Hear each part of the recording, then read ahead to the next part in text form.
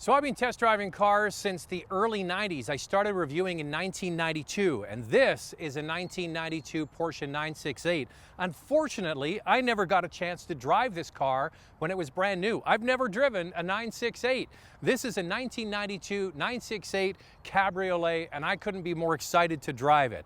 Now, if you don't know the history of this car, Porsche, about 20 years before this, started developing cars that had a front engine, rear-wheel drive, water-cooled, okay? That was the 924, which evolved into the 944, the 944 Turbo, and so on. And then they finally brought out the major evolution, which is this car, the 968, because about 80% of the components from the 944 to this were brand new. Now, Porsche wasn't in a particularly good way in the early 90s. I'll explain more about that when we go for a drive. So there's not a lot of these cars around compared to how well Porsches sell today. So what I love about this car and why I've always had a soft spot for it is it combines the best of those older 924s and 944s, but with some 911 elements, especially the front design, the way these headlamps are integrated into the fenders. They look like 928, but they also are a snapshot of what was to come from Porsche with the last of the air-cooled 911s called the 993. And you can see the way the bumper, the headlamps, and the way they're integrated into the fenders look very reminiscent of those cars. Around the back, they integrated the bumper, the deck lid, and everything to have this smooth form that today, even though this car is almost 30 years old, it still looks modern and fresh. You see a bit of 911, you see those old 944, but it has its own unique look, and I certainly like the script across the back. So my friend has a boutique car dealership here in Vancouver. It's called Core Motor Cars. I'll put the description in the link to his website, and he's always got some very interesting cars, and he's letting me take these out for a drive. Now, he was approached by the family of the original owner of this car. They own this car from brand new. It's always had a Porsche service from an older German fellow who unfortunately wasn't able to drive the car any longer, so they needed to get rid of it. The guy who bought it as a hobby likes to buy cars like this and then go from one end all the way through to the other and update and fix anything that he thinks is an imperfection. So this car has been meticulously maintained through its life and now has been updated with some nice things. Like, for example, it's got a brand new roof on the top. It's got brand new tires, new front brakes. It's had its major service done. It's got a new clutch and flywheel. It's got the wheels looking perfect. So this car from the beginning to the end is just absolutely as it would be in the early 1990s. So let's get in. I'll show you the period correct interior of this 968 and then we'll go for a drive. So I have my little camera here. I'm going to give you a little tour of the inside. As I mentioned, the guy who bought this car about a year ago, almost like a hobby, likes to go through the cars and update anything that he thinks needs updating. I didn't mention it on the outside. For example, new license plate bracket on the front. When you open the trunk, the inside of the trunk looks brand new. One thing I should mention, when you open the hood of this car, you see the Porsche engine in there, but a lot of people who are into Porsches like to look for all the stickers on the inside of the hood, and they're all there, all the factory correct stickers. And then he also got new keys for this, so the car comes with brand new keys. All right, so I'll show you around the inside here. Now, for example, the instrument cluster looks like it's brand new. So he's had it all cleaned on the inside, brand new bulbs. Everything is absolutely perfect with that. It looks brand new. Then the steering wheel. So the center of the steering wheel is the airbag. Of course, that is original and has the airbag, but the wheel is new. Same thing for the shifter and the shift boot. That's all new.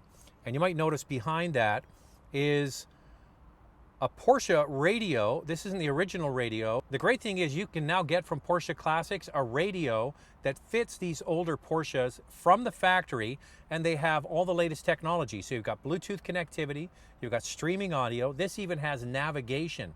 So now there's no problem taking a new radio, putting it in your classic Porsche. It's not period correct, but it certainly looks the part, plus it says Porsche on it, so that means that it's a factory option, I guess, now. I think that's great. Now, when I had my old 993s, I had two 993s, and it was always a real problem trying to get like Bluetooth connectivity. He's put the speaker up here for the Bluetooth.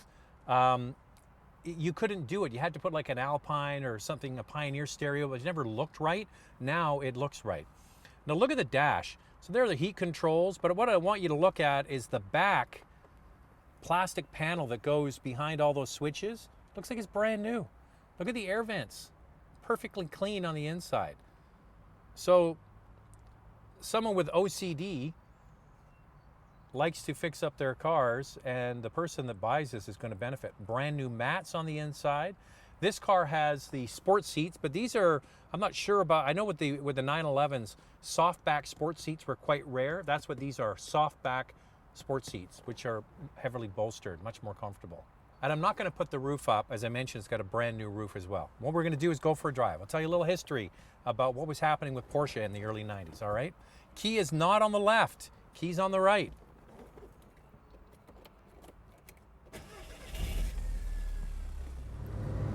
Now in the 1980s, the yuppie era, Porsche was selling cars.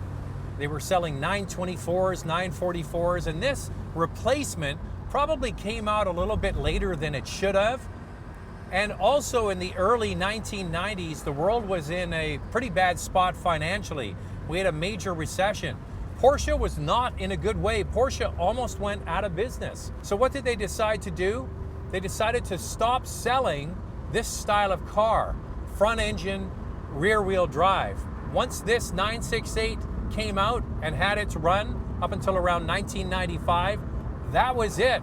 The next water-cooled front engine, rear wheel drive Porsche to come out was the Cayenne, and that was several years later.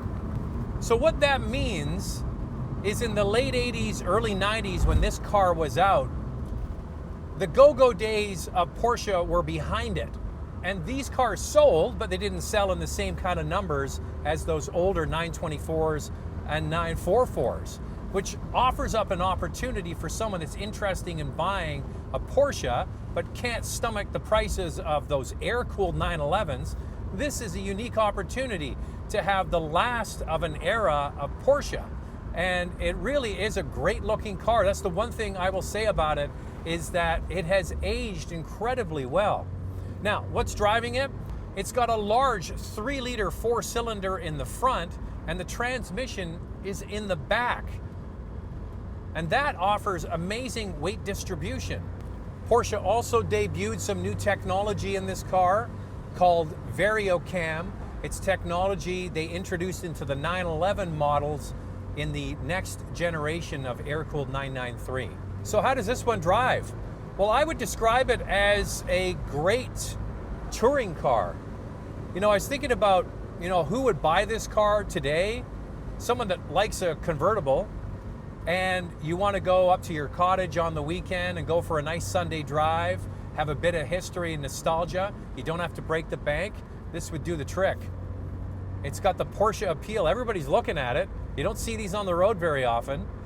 Now, not like a 911 and not like a modern Porsche, but it has its own characteristics. 236 horsepower, and one of the big updates that when they went from the 944 to this 968 was they went to a 6-speed manual transmission, rear wheel drive, and away you go.